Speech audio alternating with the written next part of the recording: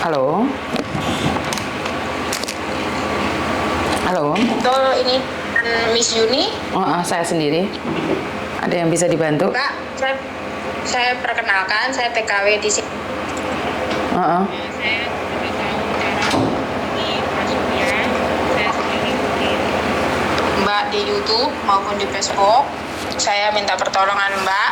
Anak saya sekarang terlibat dibawa ke Thailand sama seseorang, sedangkan baru lulus SMA, ijazah aja belum keluar. Dia pergi diam-diam. Jadi saya mohon itu bantuannya untuk menyampaikan Mas Uya. Di Batam saya sudah menghubungi teman satu gereja yang kerja di Kapolda.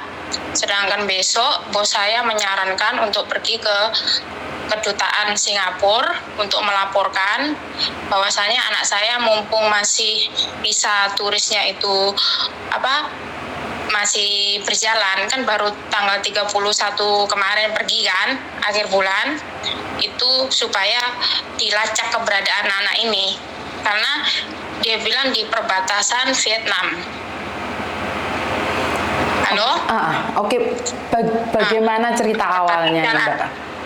Awalnya waktu itu tanggal 1 bulan 6 anak saya SMS bahwa dia sudah di Malaysia, di Kuala Lumpur, mau menuju ke Pinang. Dari Batam ke Malaysia dulu, baru ke Pinang, baru ke Bangkok. Lah kok perjalanannya Batam ke Bangkok kok sampai 2 hari 2 malam, katanya susah kali waktu job. Ditanya ini itu, terus saya tanya kenapa waktu jadi TKW Kak, kalau mau jadi TKW nggak mau kuliah, kok nggak mau sama mama di Singapura hampir 10 tahun ini sudah 10 tahun mama jadi TKW. Saya bilang kayak gitu, itu harus ada prosedurnya, kenapa kamu nggak tahu? Terus saya bilang kamu itu berapa? Terus saya tanya, dia sempat marah, terus saya tanya, mau tahu siapa sponsormu, kenapa nggak nemuin mama?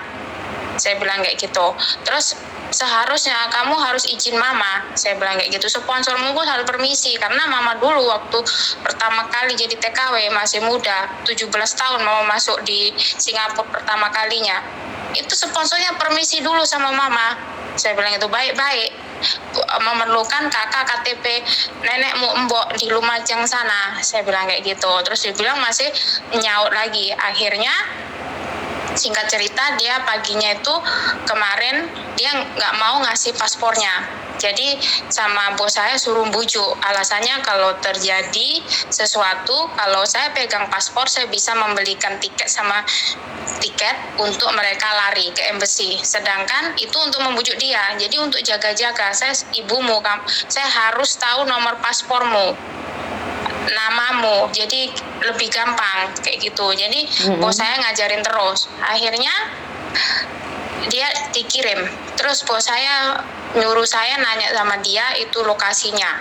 Kalau itu suruh foto diam-diam. Karena nggak mungkin Mbak, masa turis jadi marketing money game itu kan kayak penipuan kan. Jadi dia dipekerjakan itu. Jadi kemarin katanya sudah dipekerjakan, sudah mulai latihan, 3 hari mau turun tangan. Terus semalam sempat itu mau minta kiriman duit. Saya bilang lah, rekeningmu BCA gimana ngambil di sana? Kalau nggak gini aja, ya udah besok mama transfer ke rekeningmu.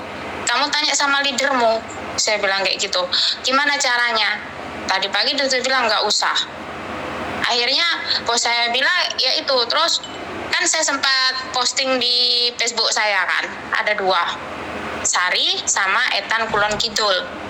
Nah akhirnya dia bilang, "Ma, ngapain posting-posting?"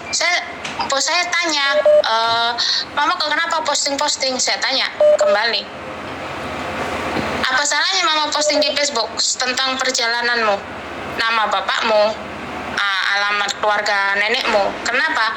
Karena di Facebook mama itu banyak keluarga papamu, sekalipun mama sudah pisah secara hukum negara dan agama, mama masih sah, sekalipun bapakmu tukar-tukar perempuan. Saya bilang kayak gitu. Jadi biar tahu keberadaanmu, saya bilang kayak gitu. Memang salahnya di mana? Saya dengan alasan, saya bilang, karena saya dengan nada tinggi kan, saya marah sama dia kan. Saya bilang, ada nggak itu bosmu? Saya bilang kayak gitu. Loudspeaker, saya bilang gitu. Bosmu ada anak enggak? Saya bilang, tanggal 18 Februari kemarin 2023, kamu baru operasi besar di rumah sakit awal Bros. Saya bilang 4 penyakit sekaligus diangkat. Saya bilang bukan karena sampai hampir 100 juta mama ngeluarin duit untuk operasimu. Yang mama pertanyakan sekarang, 1, kamu ada permisi sama mama enggak? 2, itu sponsormu nemuin mama enggak? Permisi izin dulu enggak pergi ngajak kamu? Terus 3, kamu tahu nggak prosedurnya mau jadi TKI itu, PMM ke luar negeri itu?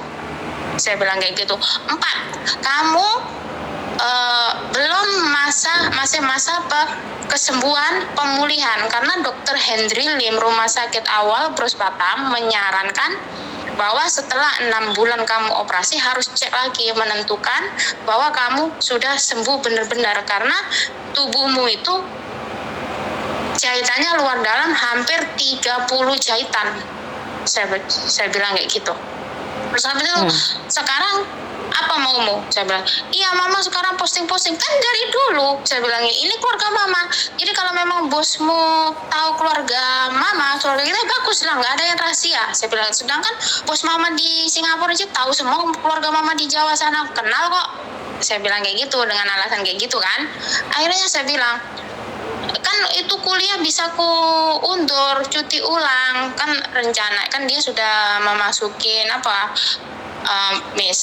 kan udah daftar kuliah kan di Universitas Internasional Batam.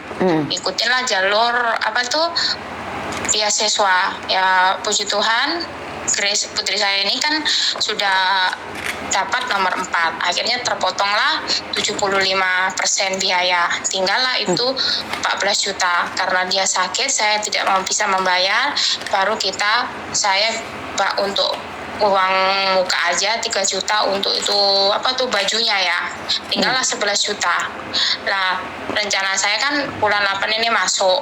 Sudah kita planning baik-baik. Saya masih dalam potongan pinjaman untuk operasi kemarin itu. Jadi saya bilang ya sudah dikasih batas waktu lah sampai Desember. Saya harap November sudah selesai, karena Oktober saya ngambil itu sudah wisuda di sini, ngambil diploma Singapura. Jadi kok tiba-tiba kayak gitu. Akhirnya dia alasannya Februari bulan depan dia mau pulang. Sedangkan bos saya begitu saya kasih tahu bahwa anak saya pergi ke sana itu terkejutnya luar biasa. Di sana itu katanya perdagangan manusia, bahkan itu bisa dipenggal kalau nggak ngikutin maunya itu ngecet orang itu bisa disengat, nggak dikasih makan. Kalau sakit pokoknya cuma iming-iming manis di depan aja kayak gitu. Jadi menyarankan siapa yang bisa kamu hubungin, yang bisa menolong kamu supaya anak ini bisa keluar dari sana, dan orang-orang yang ada di dalam gedung itu bisa keluar semua. Karena Grace ini, anak saya ini bilang di dalam gedung itu kan banyak orang, Mbak. 1 kamar 6 orang. Masa iya suami istri 2 orang bisa 1 kamar dengan anak saya? Gitu. Kan lucu. Iya kan? Terus dia bilang itu orang Indonesia semua. Akhirnya bos saya, itu penipuan, itu anakmu di sana bisa dijadiin narkoba, penjual narkoba, prostitusi, semua ada di sana, apalagi itu di perbatasan. Ada nggak kamu temanmu waktu hari pertama itu, otak saya itu sudah nggak ada isi, hati saya tuh jauh lebih sakit rasanya daripada melahirkan dia. Sampai saya tuh nangis, 2 hari 2 malam ya kemarin, saya sempat hari ini aja saya mau nelan air aja nggak ketelan, mau minum itu nggak ketelan rasanya, ludah itu. Akhirnya semalam bos saya bilang ya sudah, Senin kita ke embassy. Terus siapa lagi yang bisa menghubungi kamu? Setidaknya kita sudah lapor embassy Singapura untuk menembusin embassy Thailand. Embassy Thailand namanya Yangon ya. Waduh, saya kurang tahu itu malahan. Gini, sebentar. Sampean tahu kan kalau telepon saya secara langsung dan tidak langsung masuk di YouTube sama di Facebook? Tahu. Oke, tahu ya. Oke, dan apa yang sampean inginkan dari cerita ini ke saya? Apa yang sampean harapkan dari cerita ini ke saya? Saya harap itu Mbak maupun Mas Uya bisa memulangkan anak saya selama sebelum masa itu masa visanya, masa visa turisnya itu habis, anak saya bisa keluar dari Thailand.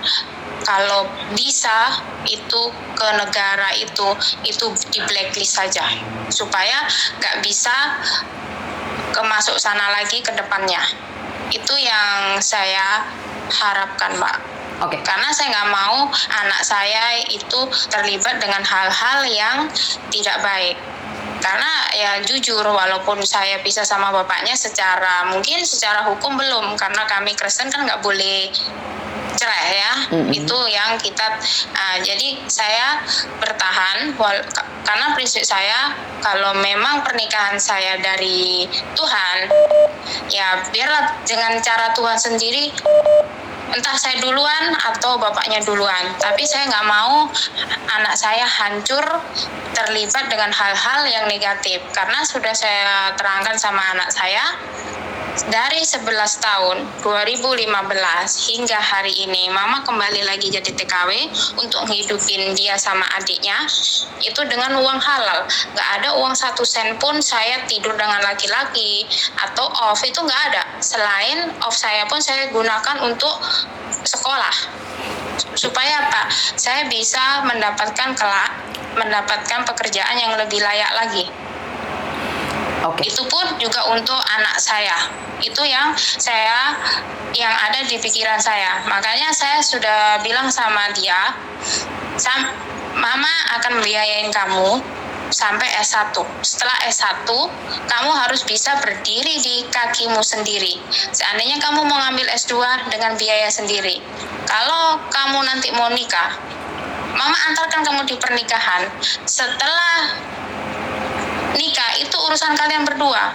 Mama tidak pernah mengharap apapun dari kalian, sekalipun uang 1 sen pun nggak pernah. Nggak pernah Mama ingin meminta balasan, kalian membalas budi ke Mama, enggak. Yang penting kalian senang, saya senang. Kalian susah, saya hancur hati. Saya bilang kayak gitu. Terus habis kan bapaknya kan seorang pelayaran, Mbak.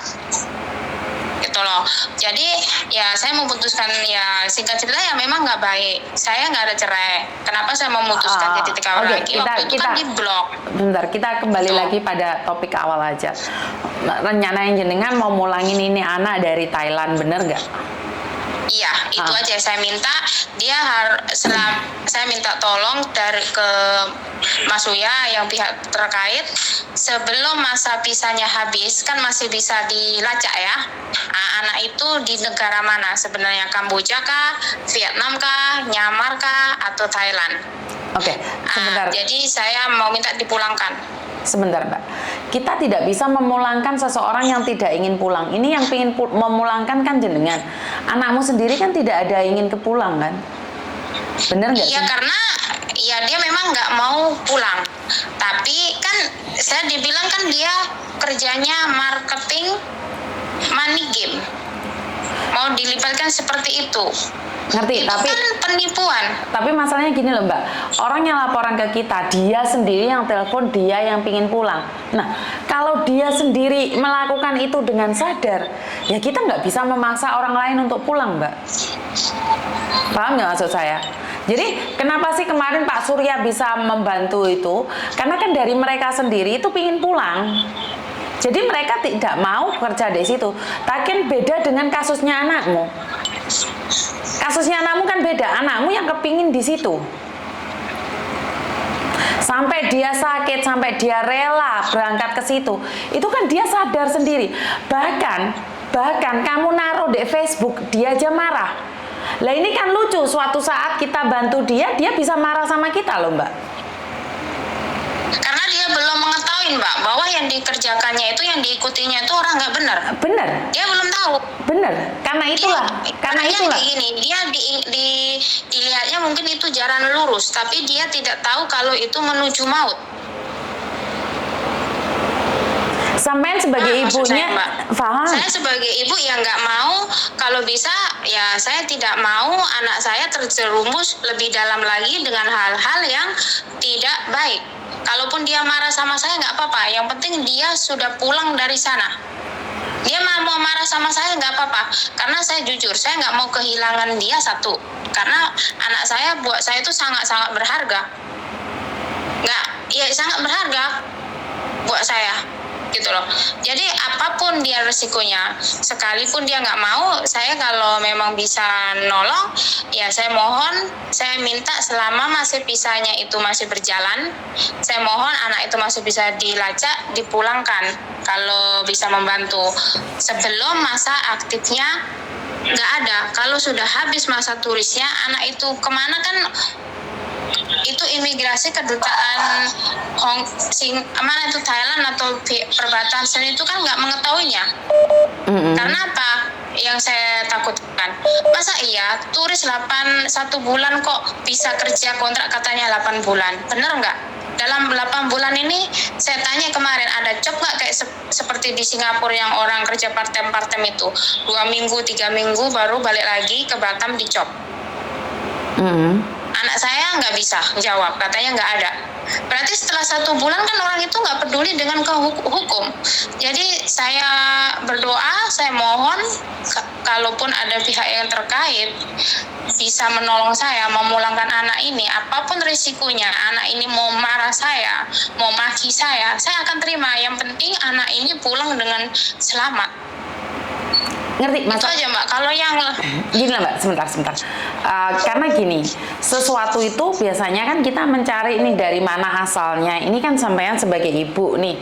Terus waktu mau berangkat ke Kamboja, itu siapa yang ngenalin, dari mana kamu tahu nggak? Jadi kita nyelidikinya kan dari awal. Nggak ada. Cuma itu kemarin dibilang Diki dari mana? Bengkong mana? Itu pun Bengkong sangat luas. Dia pun nggak tahu alamatnya. Katanya ketemuannya di pelabuhan. Nah, oke kan berarti mereka kebetulan di online Mbak. Mungkin dia korban online. Jadi anak saya ini mungkin satu yang menyebabkan dia ke sana itu ingin membuktikan sama papanya. Karena sama papanya kan sering dihina, anak yang nggak berguna, nggak mungkin anak yang sakit-sakitan, lebih baik anak tirinya itu lebih sempurna, lebih cantik, lebih hebat daripada kamu. Makanya dia rela melakukan itu, mungkin perkiraan saya ingin membuktikan ke papanya, gitu loh. Padahal kami sudah sepakat membuktikan ke papanya nggak harus cepat-cepat. Sekolahlah dulu baik-baik. Dengan sekolah baik-baik, biarlah saya yang jadi babu, ibaratnya kayak gitu. Kasarnya nggak masalah. Yang penting mereka bisa sekolah dengan yang baik, jangan kelak seperti ibunya. Anakmu umur berapa sih Mbak? Anakmu umur berapa kalau boleh tahu? 18 tahun. Oh, ijazah SMA-nya aja baru perpisahan. Ijazah SMA-nya belum keluar. Lah, ijazah SMA-nya belum keluar, dia sudah berada di Kamboja. Iya, itu yang bikin saya kecewa. Makanya saya mohon pihak terkait itu memulangkan dia, gitu. Karena itu kan untuk masa depan dia juga. Sedangkan bapaknya saya minta tolong temannya, karena kan kalau saya nelpon kan sudah diblok ibaratnya kan. Sampai saya minta tolong orang yang berwajib. Udah baik teman kapalnya maupun kepolisian nggak diangkat. Saya jadi polisi bilang kalau memang dia mau bisa diajak kerjasama untuk bikin laporan, kan harus ada laporan orang tua bahwa anak ini melarikan diri dari rumah kan. Nah, atau supaya kan ada undang-undangnya, katanya itu perlindungan anak dan perempuan. Nah, akhirnya bapaknya ditelepon, katanya nggak bisa, nggak usah libatin saya. Padahal sama kepolisian itu udah diancam, bilang kalau memang nggak mau membuat, Bapak akan kita kenakan pasal KDRT rumah tangga, menelantarin anak isi, dan perzinahan. Langsung dibloknya. Jadi ada satu lagi, ya puji Tuhan, ada paspor yang satu lagi yang telah saya kirim ke Mbak itu kan. Saya berdoa orang tuanya itu bisa membuat laporan supaya di Indonesia biar ibaratnya ini kan jaringan nggak resmi Mbak kalau Kamboja. Kalau yang resmi kan kita kan harus sampai legal dulu apa kan pokoknya. Jadi saya harap yang paspor satunya lagi itu nggak perlu saya sebutkan namanya ya kan. Itu orang tuanya itu supaya bisa melapor ke polisian karena saya sudah minta tolong sama teman saya satu gereja itu supaya pergi ke tempat ini. Cuma saya tahu daerahnya tapi tidak tahu rumah tempatnya. Otomatis kan masih bulan 5 kemarin saya lihat di paspornya itu. Tentu masih ada alamat itu rumahnya di imigrasi itu pembuatan paspor kan tentu ada alamat orang tuanya kan. Itu aja sekarang harapan saya. Kalau ya itu kembali lagi saya minta jika bisa anak itu harus dikembalikan. Kalau perlu itu paspor yang perjalanan ke negara itu di blacklist. Seperti yang saya katakan tadi ya Mbak ya, sekali lagi nih, karena kita juga harus ada kerjasamanya dengan anakmu melaporkan dia ada di mana, baru itu kita bisa meminta bantuan pihak berwajib. Masalahnya itu sekarang kan anakmu masih belum sadar kalau dia ditipu. Bagaimana kita harus menyadarkan dia dulu gitu loh. Jadi kita nggak boleh gerusa-gerusu, ambil tindakan, dipulangkan, itu nggak seperti itu prosedurnya sayang. Jadi karena saya nggak tahu Mbak, karena ya itu di sana kerjanya kayak gitu. Terus banyak orang Medan saya dengar cerita pun sudah bertahun-tahun pun nggak bisa pulang. Itu banyak. Keponakan saya sendiri pun kemarin kan seorang guru, hampir dia tertipu. Akhirnya ada beberapa tetangganya hingga ini mereka nggak bisa pulang. Mungkin di sana pun banyak gitu. Jadi saya semalam itu merenung sambil nangis, air mata bercucuran saya Mbak. Pokoknya rasanya hati saya tuh jauh lebih sakit daripada melahirkan dia.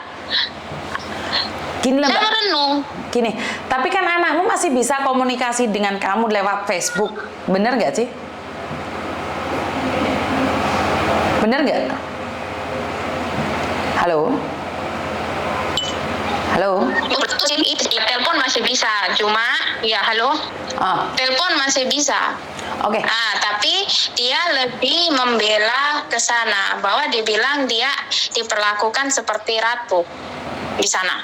Dia bilang satu hari dikasih 4 kali makan selain snack, tidur 6 orang, ada suami istri 2 satu kamar dengan aku. Tapi waktu berangkat dari Indonesia kemarin 3 orang, kami bertiga sudah dipisah, lain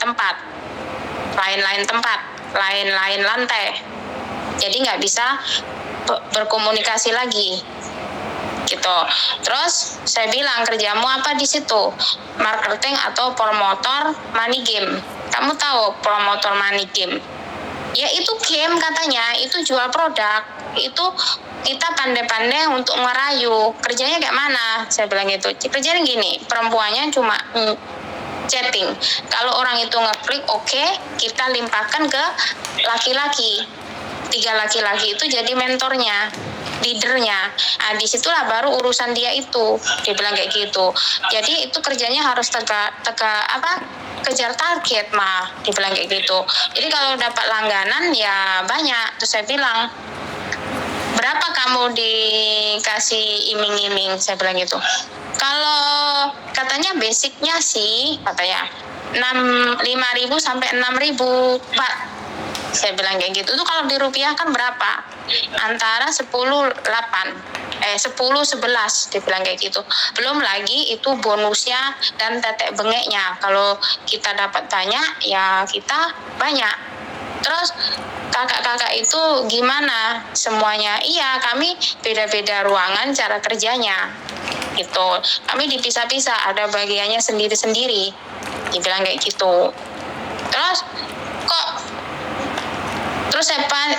saya tanya lagi, kok kayak gitu? Saya bilang, kamu tahu apa yang kamu lakukan? Saya bilang, akhirnya saya ambillah di YouTube, di Google tentang penjualan manusia kan, perdagangan manusia ke perbatasan Kamboja dan lain-lain itu kan. Dia bilang, enggak, ini bukan penjualan mah gitu. Terus akhirnya bos saya tuh sudah, anakmu tuh memang bener-bener stubborn, bener-bener pokoknya ndablek, dia bilang kayak gitu. Ini bahaya nyawanya, dia nggak sadar, dia bilang kayak gitu. Jadi kita harus ngambil tindakan. Saya sambil nangis itu, sudah nggak bisa lagi ngomong. Saya malah yang kena marah sama bos saya. Nah, bos saya kan saya kan nggak ngerti kan, dia sering ke sana ke Bangkok, Thailand. Dia nggak tahu, dia sana itu pertama kali, dia nggak ada orang yang dia kenal. Itu belum lagi kena big bosnya. Bisa jadi anakmu di pelacuran itu nanti, bisa jadi di narkoba. Kamu nggak tahu di sana, bisa dipenggal kepalanya. Dia nggak sadar, dia bilang kayak gitu. Kalau dia nggak mau ngikutin, kalau nggak disetrum anakmu, itu sana itu bisa disetrum anakmu, mati itu nanti. Kamu akan kehilangan anakmu. Kamu mama, katanya. Kamu mamanya, kamu darah dagingnya. Kamu harus bisa bertindak. Selain kita pergi ke kedutaan, kamu harus minta tolong sesuatu sama orang sebelum bisa jalannya habis.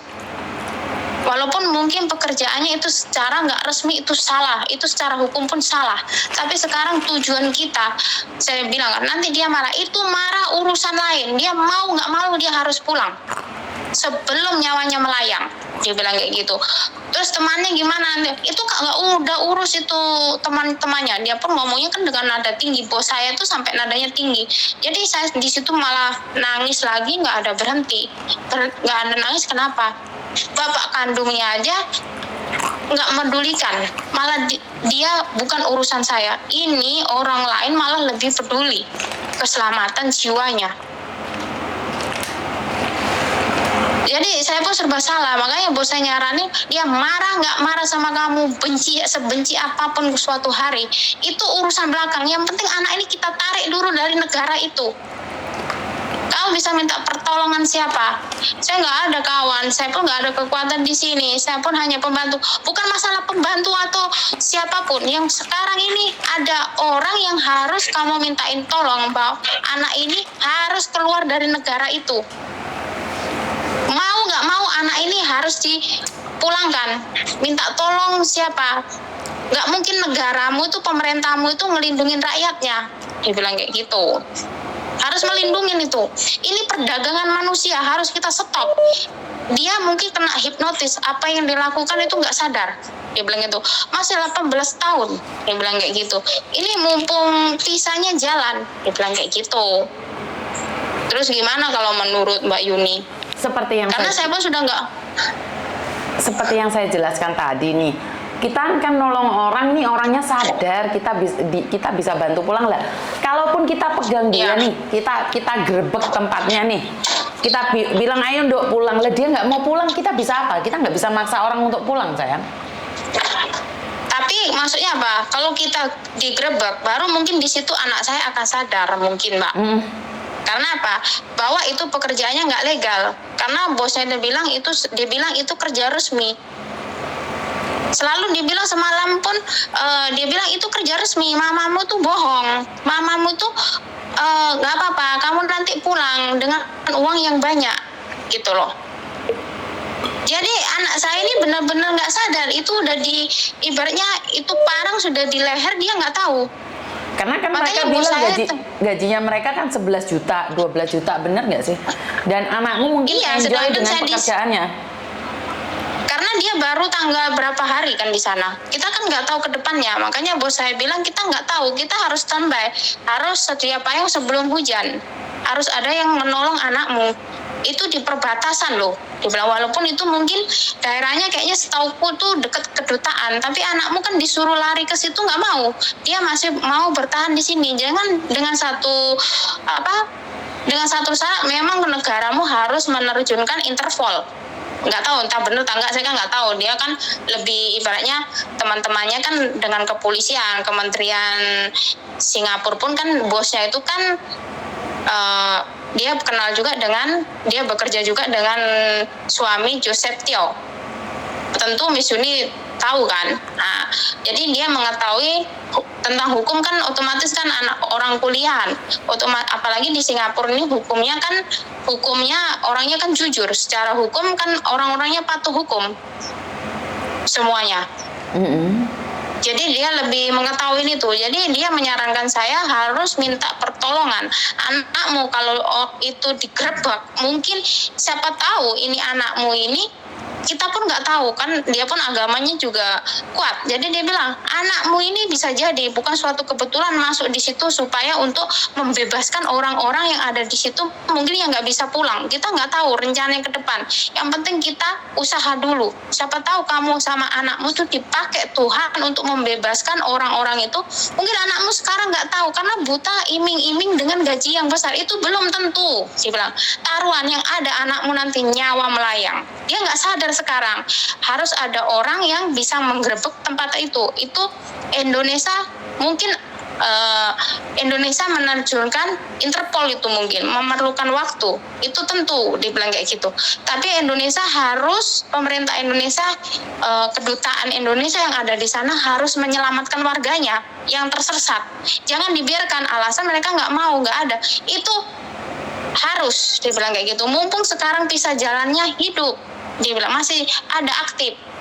Kalau udah nggak ada, kita pun melapor salah karena udah tahu kenapa nggak melapor. Dia bilang kayak gitu. Oke. Jadi kamu itu aja sih saran dari bos saya. Jadi besok mungkin saya akan ngambil tindakan ke kedutaan. Oke, seperti yang saya katakan nih, dengan bukti apa saya bisa mencari anakmu? Kan nggak ada bukti apa-apa. Mungkin buktinya gini Mbak, buktinya satu, saya minta tolong, kan saya nggak tahu itu alamatnya di mana dipekerjakannya, cuma kayak gedung-gedung gitu aja kan. Nah, terus itu lokasi yang di Sherlock ke saya tuh entah bener entah enggak, tapi itu hotel, itu mungkin kalau dari Batam ke Malaysia itu mungkin itu kalau dari Batam mungkin urusannya kepolisian lah ya. Nah, kalau yang bisa dilacak mungkin dari Malaysia ke Bangkok.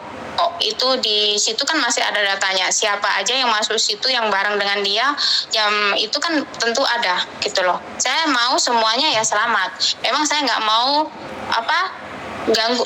Saya memang kalau orang nggak mau jahat sama saya pun nggak mau jahat sama dia. Dia baik, saya akan jauh lebih baik lagi ke dia. Itu. Tapi kalaupun ada orang jahat sama dia, saya bermisi, saya juga nggak mau balas. Tapi sekarang anak saya di dalam bahaya. Ini baru operasi 18 Februari 2003 kemarin loh Mbak. Dia baru operasi tuh. Kista tuba kiri kanan udah infeksi sama usus buntu. Iya penyakitnya. Oke, sekarang gini, sebentar. Yang laporan kan jenengan aja nih. Iya, karena bapaknya udah nggak peduli. Karena bos saya Mbak, sebentar, kan saya sebentar kasih saya waktu bicara dulu karena sampean sudah setengah jam ngomong dan saya dengerin nih. Sampean minta solusi sama saya, giliran saya ngomong sampean potong. Terus bagaimana saya bisa ngasih solusi dan bisa berbicara satu sama lain? Kan harusnya kan dua arah kan, bener nggak sih?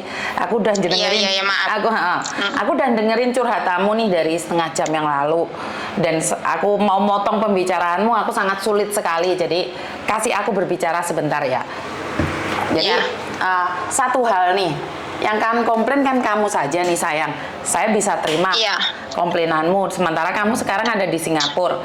Nah, kita itu kalau mau grebek, kita itu tidak bisa gerusah-gerusuh. Kita tidak bisa percaya cuman dengerin omonganmu saja. Kita juga harus ada bukti. Satu, buktinya apa? Anak ini sudah ada di Kamboja. Lah, anaknya seperti apa? Bukti apa lagi yang dibutuhkan? Yang melaporkan, buktinya apa lagi? Lah, dia dengan sadar nih datang ke luar negeri. Kita grebek kan nggak bisa juga. Itu salah sayang. Bener nggak? Jadi kalau kita tiba-tiba nih anak sudah umur 18 tahun, anak umur 18 tahun sudah bisa menentukan hidupnya sendiri. Dan saya tidak tahu nih salah atau benar. Kecuali anak di bawah 18 tahun. Nah, kalau anak sudah 18 tahun, dia berhak menentukan pilihan. Dia sudah keluar negeri, itu dengan jalan yang salah. Jalan dia salah. Tapi masalahnya sampean aja upload di Facebook, dia marah sama sampean. Dia bilang di Kamboja dia dijadikan ratu. Dikasih makan 4 kali, kerjaannya sangat ringan sekali. Tiba-tiba kita grebek nih. Alasannya apa? Pasti dia sendiri nggak tahu. Dan ingat saat digrebek, saat kita upload di media sosial, kalau sampai ini terdengar oleh bosnya dia beneran, seperti yang sampean bilang tadi, bisa dipenggal, bisa disetrum. Nah ini bahayanya. Kenapa saya bilang kita itu nggak bisa asal grebek. Apalagi sampean tidak tahu buktinya apa aja. Kan nggak ada bukti. Anakmu sama sekali nggak mengeluh tentang pekerjaannya loh. Tapi orang-orang yang bisa digrebek kemarin sama Uya-Kuya karena dipukulin, ada buktinya, ada setrumannya, itu kan diperlakukan seperti itu, dianiaya. Bener nggak sih? Iya. Jadi kan dua yang berbeda. Bukan kita grebek seenaknya kita tiba-tiba datang. Tidak seperti itu. Ya kalau film-film di drama-drama mungkin gampang ya Mbak ya. Karena anak ini di bawah umur kita grebek langsung dari Indonesia bisa datang ke Malaysia, ngecek di Kamboja, di Thailand bisa. Tapi di dunia nyata kan sangat sulit sekali. Dan ini yang laporan bukan anaknya, ini yang laporan jenengan. Sementara anakmu udah bilang kalau dia diperlakukan seperti ratu. Dia selama ini di Indonesia nggak ada yang peduli sama dia. Bapaknya aja nggak mau dia. Ibunya ke luar negeri dan dia sakit-sakitan. Nah sekarang dia ada di Kamboja, dia merasa nyaman. Bener nggak sih? Karena itu dia tidak tahu bahaya. Dia sama sekali tidak tahu keadaan dia itu sangat bahaya. Saya yakin perasaanmu pasti hancur. Tapi kan kita nggak bisa gerusah-gerusuh. Apalagi dia pamitan mau ke luar negeri aja nggak pamitan sama kamu loh. Bener nggak sih? Iya, ngurus paspor pun nggak ada. Cuma saya kirimin duit sekian kok kurang gitu. Sedangkan yang jaga itu kan dijaga seorang pendeta. Dia ada di sekolahan pun dikenal anak murid teladan. Ya kan, walaupun dia SMA, guru-gurunya pun salut sama dia. Harapannya semua gurunya dia pun dia sering nasihatin teman-temannya. Dia sangat royal sama temannya. Pokoknya dia itu rela berkorban untuk temannya kalau di saat ada duit. Tapi berapapun, terus akhir-akhir ini kan setelah sakit kan diurus rumah singgah nih, waktu saya kembali kan saya melibatkan kan saya itu rumah singgah SOS Global Mystery itu juga di YouTube ada ya kan. Anak itu saya titipkan di situ, diawasin oleh dokter sama bidan. Sebentar, kan kamu tahu nih masuk di YouTube. Masuk YouTube sama Facebook. Sebaiknya jangan menyebutkan nama atau siapapun ya, karena saya tidak ingin setelah masuk YouTube sama Facebook entar ada yang komplain lah, ada yang somasi. Jadi kalau bisa jangan menyebutkan siapapun dulu. Jadi jangan menyebutkan nama jadi itu tadi siapapun. Yang nama anak saya tuh gimana? Bisa diedit yang nggak ada nama anakmu di situ tadi. Aku nggak tahu nama anakmu di situ. Jadi sekali lagi yang saya sangat khawatirkan adalah saat sampean berani up di media sosial, anakmu itu lebih berbahaya lagi dengan caramu, dengan kamu marah-marah, dengan kamu mengatakan bahwa itu sangat bahaya sekali untuk keselamatan dia sebenarnya. Jadi kita nggak bisa gerusa-gerusu dan kamu marahin dia. Gimana ya, sangat sulit. Sindikat itu nggak seperti itu Mbak. Sindikat itu kerjanya halus dan kamu kerjanya kasar, kalah ntar kamu. Menurut pendapat saya adalah kumpulkan banyak lagi berita, karena nggak bisa kita tahu sepotong informasi kita sebarkan malah salah loh informasinya. Karena apa Mbak, itu bos saya bilang ya, yang selama kita masih, karena nggak selamanya kalau kerja kayak gituan itu di Singapura pun kan banyak ya kan, itu akan dikasih handphone terus, nggak bisa gitu loh, nggak akan itu. Lah, Itu nggak akan, namanya aja penjahat. Dia bilang, itu kalau nggak percaya, pegang omongan saya. Dia bilang gitu. Nggak ada itu, nggak ada itu. Dia bilang gitu. Ya mungkin sekarang masih awal dikasih manis-manis. Lihat, 1 hari, 2 hari, 1 minggu, mungkin bahkan 1 bulan, masih manis itu kayak madu. Setelah itu kamu tahu anakmu apa yang terjadi di sana. Kamu nggak akan bakal tahu. Kita nggak tahu. Saya aja yang sering ke sana itu tempat itu pun nggak tahu di mana dia sekarang saat ini. Kamu ngetahuin? Enggak. Kalau di Indonesia kan kamu tahu yang jaga jelas pendeta, dirawat juga dengan baik, disekolahkan juga dengan baik, di les juga dengan baik di Primagama. Nah sekarang pertanyaannya, sebenarnya anakmu ini apa? Kamu hampir seluruh gajimu kamu kirim ke dia. Sekolahnya pun di tempat swasta yang baik. Kok tiba-tiba dalam 1 bulan dia minta kos sendiri, kok berubah total, langsung tertutup. Otomatis terus pergaulannya pun kamu nggak tahu selama 1 jam. 1 jam pun kamu nggak tahu pergaulannya itu dia kenal siapa. Ini orang dia yang membawa ini sudah berapa lama yang dia kenal? Kan harus tahu. Kamu anakmu ini dalam bahaya. Jangan pikir dia tuh dikasih apa sekarang masih baik, dikasih pinjaman duit, dibawa ke sana itu. Sama halnya seandainya kamu nih, dia bilang kayak gitu. Aku kasih tuh di rumah. Di Singapura pun ini kalau aku mau buat bisa juga. Aku tampung semua kalian banyak-banyak satu rumah. Kamu nggak tahu pekerjaanmu, ku iming-iming dengan gaji yang besar. Padahal saya tidak ngasih apapun. Kamu mau? Saya tidak akan saya jawab. Kan saya suruh saya jawab. Saya tidak akan pernah mau. Karena sebelum saya berangkat dulu pun saya cek dulu. Ada nggak saya medical? Ada nggak saya pergi ke Dipnaker? Ada nggak itu IPA saya dari Singapura turun atas nama saya? Nah, ya kan kamu kan tahu. Nah, anakmu ini masih blow on, mau dikibulin orang. Kamu harus tahu bahwa anakmu ini dalam bahaya, harus ada orang yang ngambil tindakan. Anakmu nggak akan pernah sadar, dia bilang kayak gitu. Itu tuh masih 18 tahun loh, dia bilang kayak gitu. Ijazah aja belum keluar, baru sidik 3 jari, dia bilang kayak gitu. Dia apa yang dia itu? Kenapa? Anakmu tuh tergiur dengan hidup yang mewah. Karena dari gayanya kan, dari foto-fotonya kan, dia kan suka yang mahal-mahal. Kamu nggak peduli kamu di sini tuh perusahaan kalau habis duit, kirim duit, mau kirim duit, kamu los. Dia bilang gitu. Kamu nggak tahu pergaulannya dalam 1,5 bulan semenjak dia ngekos sendiri, kamu nggak tahu. Kamu kecolongan, dia bilang kayak gitu. Jadi harus ada orang yang menyadarkan dia. Harus ada orang yang nolong dia sekarang, dia bilang kayak gitu. Anakmu tuh dalam bahaya. Dia nggak sadar, katanya kayak gitu. Jadi kamu sebagai ibu, itu darah dagingmu. Dia bilang, itu darahmu, dia bilang kayak gitu. Setiap Ya, gimana Mbak? Kalau dibilang hancur, saya lebih hancur Mbak. Kalau dibilang bubur mungkin sudah nggak lagi berbentuk. Udah nggak ada lagi nampak.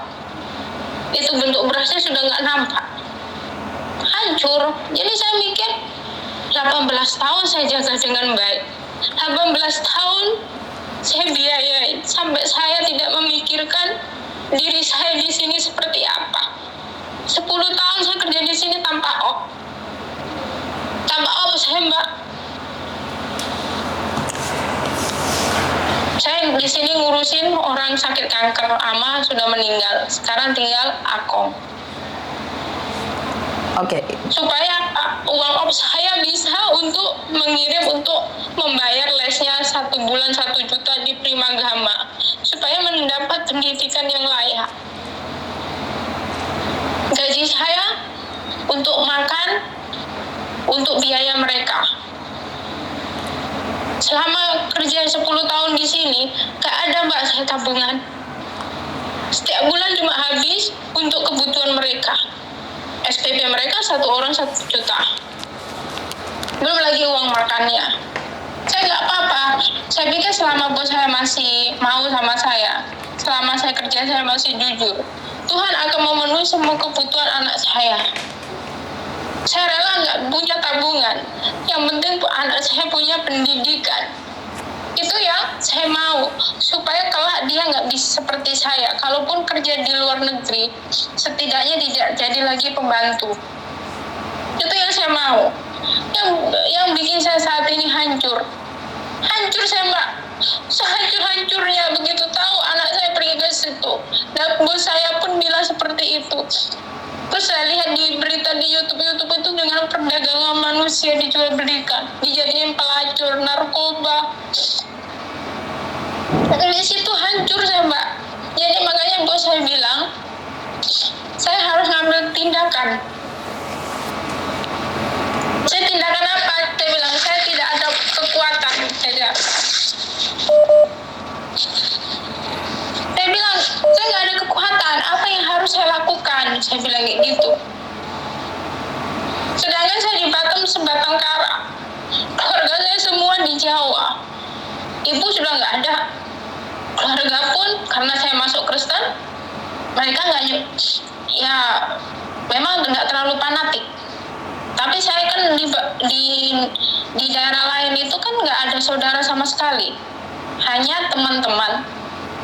Ya puji Tuhan anak saya mau dirawat, disekolahkan dengan baik. Suami, ya kelihatannya saya status suami istri, tapi kenyataannya dia sudah dengan orang lain. Dimintain pertolongannya anaknya seperti ini, malah dia bilang bukan urusan saya. Yang ada memang itu anak nggak berguna, dia bilang. Dia bilang ya saya puji Tuhan udah Tuhan ganti dengan anak yang lebih sempurna. Jadi sekarang saya ini kayak di ujung tanduk. Sebentar Mbak, seperti yang saya katakan tadi nih, kamu percaya dengan rencana Tuhan. Dan yang kedua, tapi saya mikir Tuhan itu nggak ada dalam hidup saya. Kenapa orang selalu masalah saya berganti udah habis satu-satu. Saya merasakan hidup ini nggak adil Mbak. Udah terlalu berat di pundak saya. Saya puji Tuhan kerja di sini dengan bos yang baik. Itu aja yang saya syukuri. Tunggu sana dulu Sar. Tunggu. Nggak ada apa-apa. Nggak usah nangis. Nggak ada. Apa usaha itu? Apa itu? Itu aja Mbak. Saya dipuji Tuhannya di situnya saya dapat bos yang saya nggak bisa sebagai anak sendiri. Makanya walaupun saya nggak op, saya pun rela untuk demi anak-anak saya. Kalau dibilang kawan saya satu pun di Singapura ini nggak ada kawan Mbak.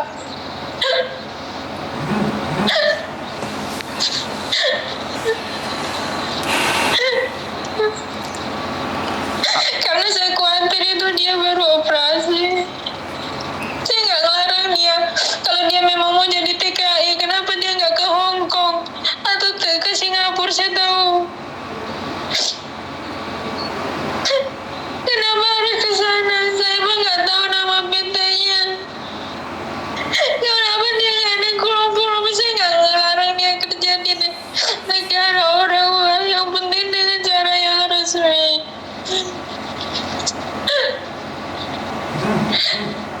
Itu ada di dalam pikiran saya. Akankah saya kehilangan anak saya untuk selamanya? Talin itu yang ada di benak saya. 18 tahun saya membesarkan dia. Dengan cara ini kan Tuhan mengambilnya dari saya.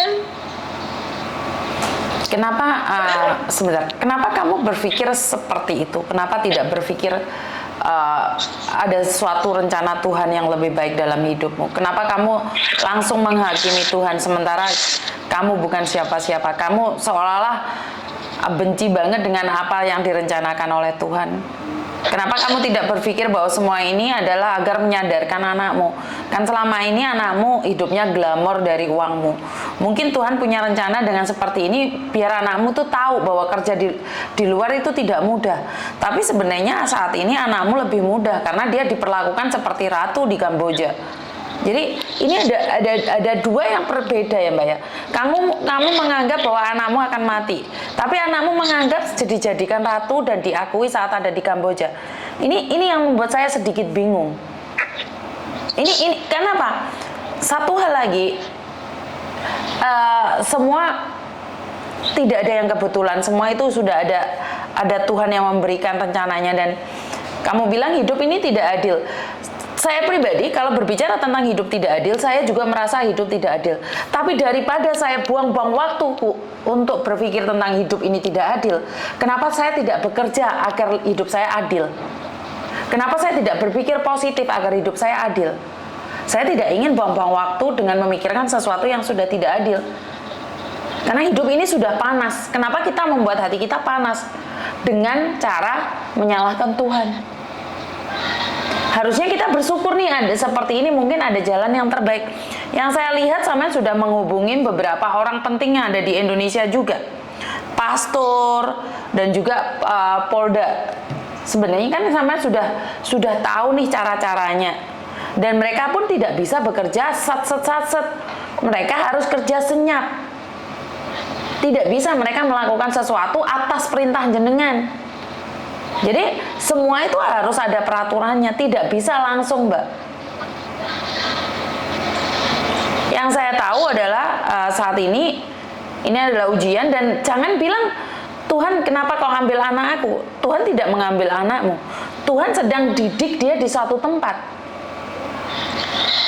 Dari situlah biar dia hatinya terbuka. Kenapa seolah-olah apa yang dilakukan Tuhan adalah salah di matamu? Mungkin ini cara Tuhan untuk mematangkan anakmu. Kamu mendengar kabar bahwa di sana jahat, di sana jelek. Tapi ingat loh, anakmu bilang apa? Dia diperlakukan seperti ratu. Dia masih umur 18 tahun. Dia anak Tuhan. Siapa tahu dia dipakai Tuhan di sana. Benar nggak?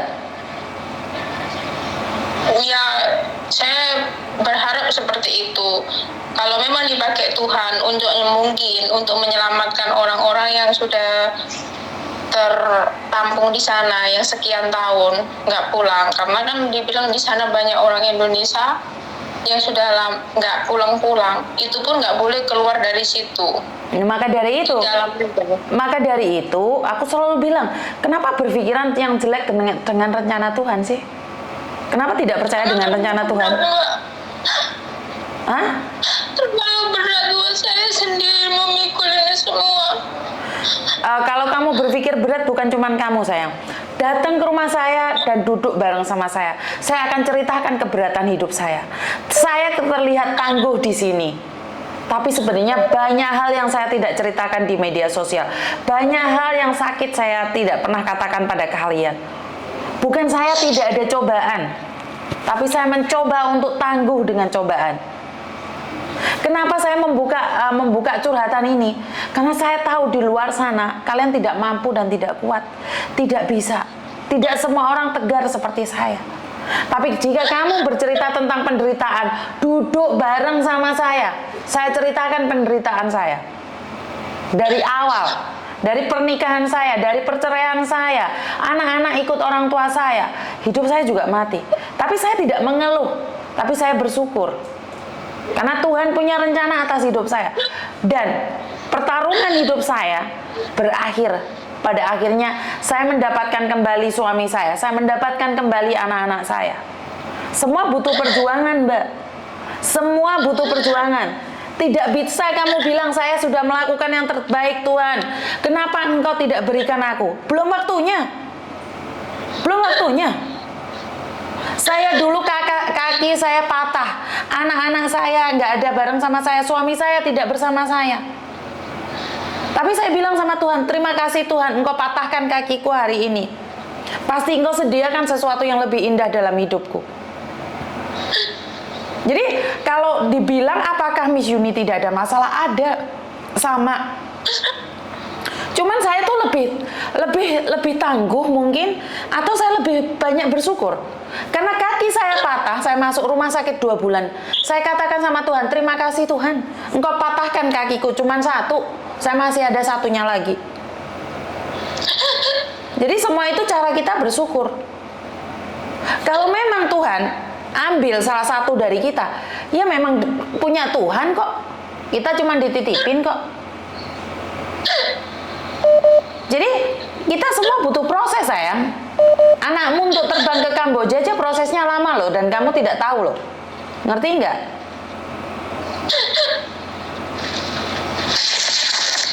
Benar nggak sih?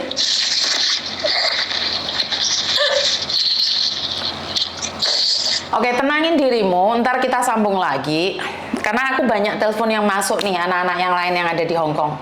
Ntar tak telepon lagi ya sayang ya. Oke, makasih banyak ya, Miss. Oke, thank you. Oke, bye-bye. Sorry, soalnya teleponnya hampir 1 jam, jadi banyak sekali telepon masuk nih. Halo? Halo, Assalamualaikum. Waalaikumsalam. Kenapa sayang? Halo? Dok, Kak. Mau curhat nih. Mau curhat tentang apa dulu, Dok? Sebentar aja. Mau apa? Tentang apa? Tentang kerjaan nih. Oke, tunggu sebentar, ada telepon masuk, jangan dimatiin. Teleponnya banyak masuk, tuh jangan dimatiin ya. Sebentar ya. Halo? Halo? Halo, Assalamualaikum. Waalaikumsalam. Miss Yuni ya. Kenapa sayang?